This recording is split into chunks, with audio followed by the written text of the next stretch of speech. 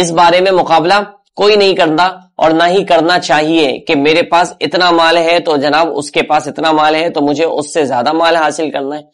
میرے پاس چھوٹا گھر ہے اس کے پاس بڑا ہے تو لہٰذا مجھے اس سے بھی بڑا گھر لینا ہے۔ تو یہ دنیاوی معاملات میں مقابلہ کرنا، اس کو تو شریعت اسلام نے ناپسند فرمایا، لیکن فرمایا فاستبقوا الخیرات، اگر تمہیں اس معاملے میں سبقت کرنی ہی ہے نا تو دنیاوی معاملے میں نہیں بلکہ آخرت کے معاملے میں، اللہ کی اطاعت کے معاملے میں، اللہ کی ریاضت کے بارے میں اور اللہ کی عبادت کے معاملے میں تم سبقت کرو ایک دوسرے سے۔ صحابہ اکرام میں بکثرت یہ معاملے دیکھے جاتے کہ باپ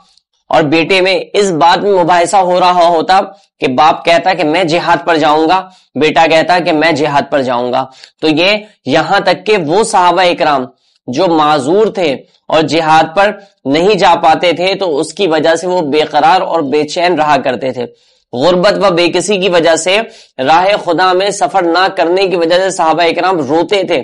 کہ ہمارے پاس اتنا مال و متاع نہیں ہے کہ ہم بھی راہ خدا میں جائیں، ہمارے پاس اتنا پیسہ نہیں ہے کہ ہم بھی راہ خدا میں خرچ کریں، تو صحابہ اکرام اس وجہ سے روتے تھے۔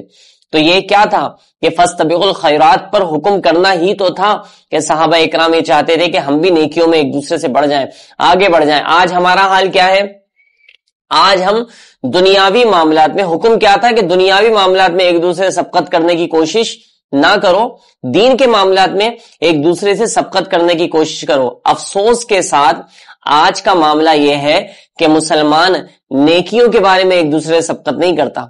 وہ نہیں سوچتا کہ یار فلاں شخص، میں تو نماز پڑھتا ہوں، وہ شخص تو تہجد بھی پڑھتا ہے تو لہٰذا مجھے بھی تہجد بھی پڑھنی چاہیے، اشراق و چاشت بھی پڑھنی چاہیے، وہ بندہ تو اتنا صدقہ و خیرات کرتا ہے، میں راہ خدا میں رب تبارک و تعالیٰ کی رضا حاصل کرنے کے لیے اس سے بڑھ کر صدقہ کروں گا۔ تو یہ صورتحال تو صحابہ اکرام کی تربیت سے، ان کی زندگی کی تعلیمات سے ہمیں پتہ چلی، لیکن ہمارا حال کیا ہے؟ ہمیں جو حکم دیا اس پر عمل کیا نہیں جا رہا، جس بات سے بچنے کا کہا اس کی طرف ہم دوڑے چلے جا رہے ہیں۔ تو اللہ تبارک و تعالی ہم سب کو نیکیوں میں سبقت کرنے اور دنیاوی معاملات میں سبقت کرنے سے محفوظ فرمائے۔